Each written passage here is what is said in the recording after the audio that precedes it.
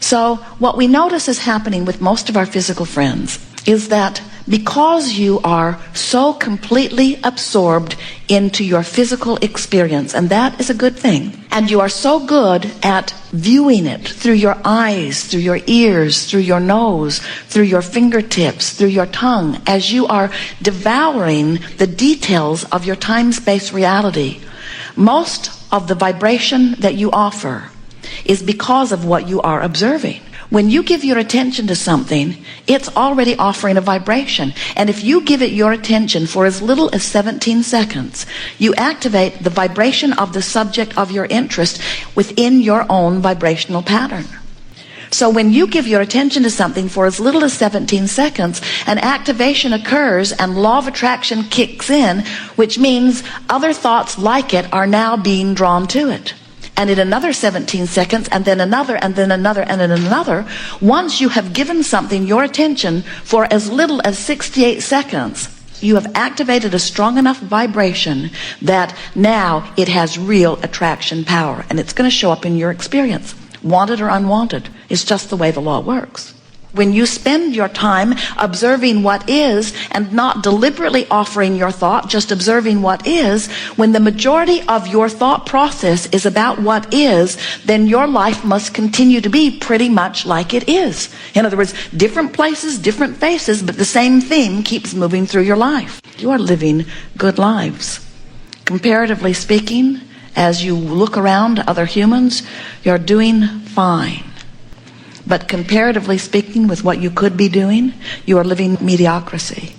Compared to what you could be doing, you are scantily beginning to discover the excellence that this time-space reality holds for you. You have not even begun to tap in to the vibrational escrow that you have personally amassed here in this physical life experience. You've not begun to live what you can live only because you do more observing about what is than you do thinking about where you're going. As you begin to train your mind to focus upon things you want rather than things you've got, as you begin to care so much about how you feel that you guide your thoughts based upon their feeling quality rather than upon their factual quality, as you care about how you feel rather than wanting to express the truth of a thing, there are a lot of things that are true that you don't want, and yet you feel virtuous because you express the truth.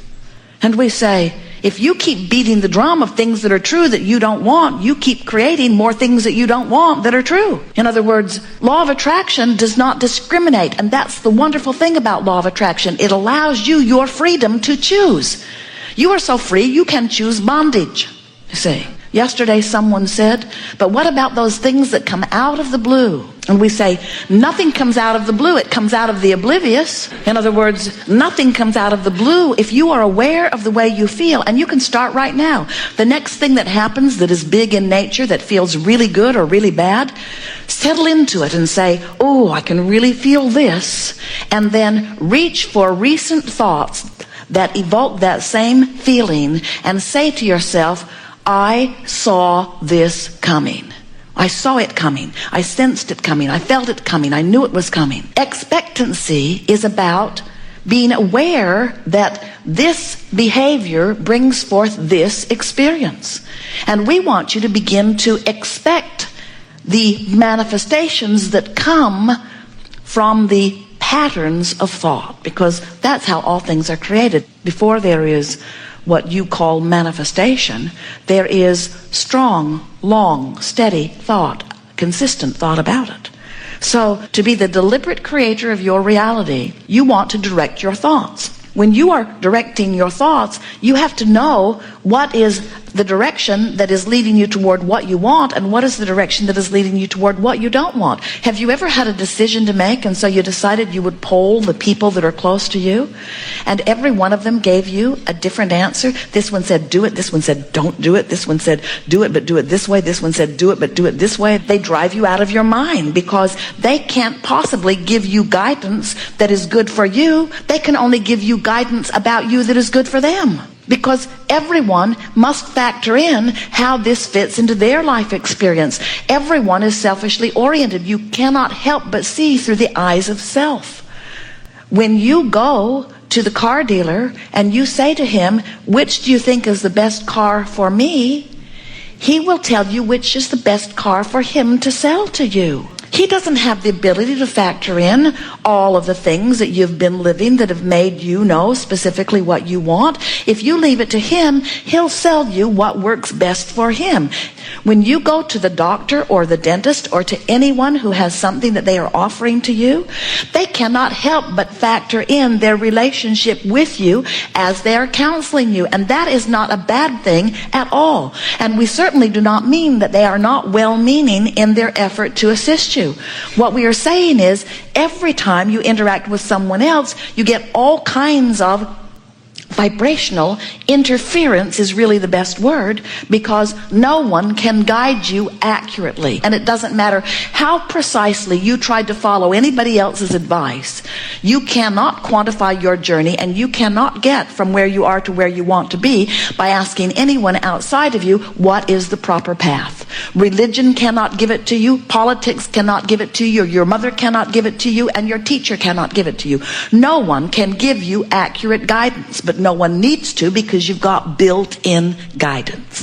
And the guidance works like this. You come forth from non-physical, but the larger part of you, the eternal part of you, the source energy part of you, the God force part of you remains non-physically focused. In other words, many people think that they're dead or alive, which means their soul is in heaven or it is here with them. Many people think that it is one way or the other, and we're wanting you to understand it's like when you plug your toaster into the electricity that comes through your wall. You don't ask the electricity to come and be the toaster. You're happy that the electricity remains the electricity and that it powers your appliances. You understand the difference between the source of the energy and the toaster.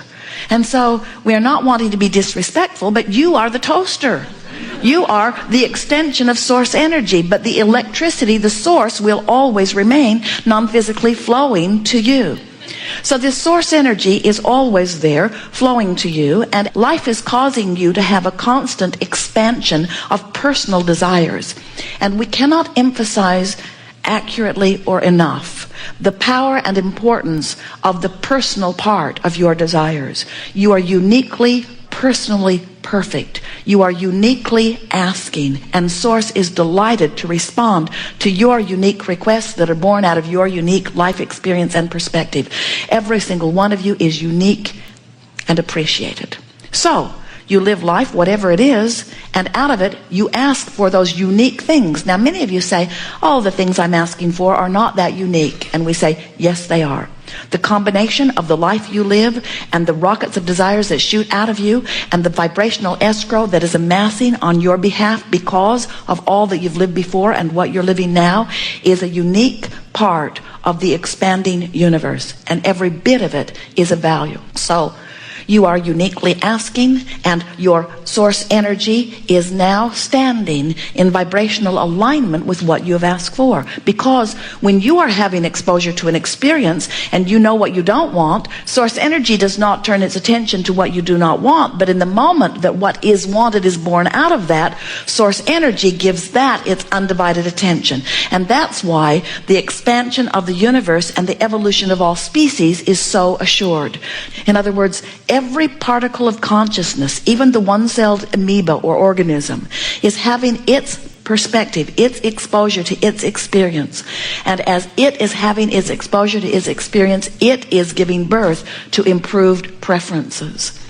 And so, because source energy turns its undivided attention then to what is being asked for, then you in your human form have done what you said you would do. You've come forth like pioneers, and you've carved out something that would be even better. And the larger part of the source energy turns its undivided attention to that improvement, and the expanded universe moves on. That's why about global warming, as they look at a pocket here and a pocket here and a pocket here of things that are not to their liking in the moment, no matter what any of them say from their very narrow human close-up perspective of what's going on here, here on this planet. Because when something that you see that you do not like causes you to launch a rocket of desire, and because source energy, the energy that creates worlds, turns its undivided attention to what you are now asking for, you have to know that even as you're beating the drum and fearing global warming, that you're asking for improvement, and source is flowing with the improvement. So life must continue to get better on this planet. Do you know that it is at the best it has ever been and improving? How you look at what is now out on the leading edge and call it declining when it is expanding and improving can only be because you're looking through the narrow eyes of human perspective that are in this moment beating the drum of lack in some way, and you've disconnected yourself from the view of broader perspective. You are magnificent beings, and we love you very much, and what you add to the evolution of all that is enormous. But you have not yet, from your human perspective, figured out how to scrape enough dirt together to launch another Earth into orbit. You don't know what you're doing relative to things that are world nature. Global warming is not a factor that need concern you. This Earth is expanding and evolving and improving. It is not shrinking and disintegrating and declining. It is not. Life is eternal, and your balanced Earth is in good stead. Worry not about it. But it's not wrong for you to explore your Earth and see things that are of concern to you. That's what you said you would do. So you see something that is of concern to you, immediately you ask for an improvement. And immediately the rocket of desire shoots out of you, and source energy is on the case. But when you watch global warming, when you beat the drum of it, you hold yourself with millions of others in vibrational difference or resistance to the improvement that you've asked for. So then you have to croak before you let your planet receive the benefit that you have asked for. And it does not need to be that way. In other words, you don't have to wait until the next generation in order to reap the benefit of what this generation is asking for. You can have it right here and now. In fact, you don't even have to wait for anybody else to figure it out. You can have it right now, and you can tell by the way you feel whether you are having it right now or not. So now we've come down to a very big topic, and it's a topic that a lot of people would disagree with, and we certainly understand where they would be coming from. Every person on the planet could read the pamphlet on global warming and could come to a place of devastated fear. And in doing so, you would launch rockets of desire about what you want, and your world would improve because of your awareness of what you don't want, which helps you to be more aware of what you do want. But you could all simultaneously hold yourself apart from what is now in vibrational escrow, which is an even healthier Earth.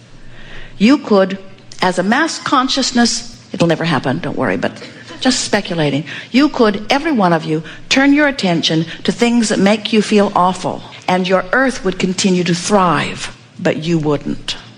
You have in your vibrational escrow all those things you want, and you could pick any one thing on the planet that's going wrong or in your life and give it your undivided attention, and you could keep all of those things that you want from happening because you've activated such a vibration of lack over this one thing. Isn't that interesting? Because whatever it is that you use as your excuse to offer your vibration sets the tone for your point of attraction. Haven't you noticed that the worse it gets for a while until you come to your senses? And the better it gets until you fall back into your old habits? In other words, haven't you noticed that you can get on a run where you're feeling really good and things just get better and better and better, and then some old person shows up in your life or something happens and you get refocused, or you watch CNN, or you go to the movie on global warming and you have a sort of resistance relapse? So we want you to feel the power of your life experience, and the reason that we are taking such a dynamic, dramatic approach to it is because you have had such publicity about something that is causing so many of you to think in a negative way about something that matters to you so intensely. And we've been saying to you for a while that this is the time of awakening.